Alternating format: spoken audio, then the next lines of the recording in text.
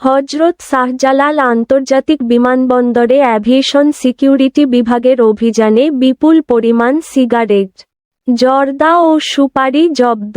অদ্য ১৪ই জানুয়ারি ২০২৬ তারিখ সকাল ৮:৩০ ঘটিকায় হযরত শাহজালাল আন্তর্জাতিক বিমানবন্দরে এফসেক এভিএসিসি টিমের বিশেষ অভিযানে ৪ জন যাত্রীর নিকট থেকে বিপুল পরিমাণ অবৈধ সিগারেট, জর্দা এবং সুপারি জব্দ করা হয়েছে।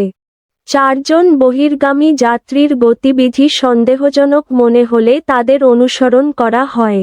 পরবর্তীতে তাদের ব্যাগ তল্লাশি করা হলে মালামালগুলো উদ্ধার করা হয়। জব্দকৃত মালামালের বিবরণ: সিগারেট ১৭৬ কার্টুন, জর্দা ৫৬৯ প্যাকেট, সুপারি ২০ কেজি। বিমানবন্দরের নিরাপত্তা নিশ্চিতকরণ এবং চোরাচালান রোধে এফসেক বিভাগের এ ধরনের অভিযান অব্যাহত থাকবে বলে জানিয়েছেন।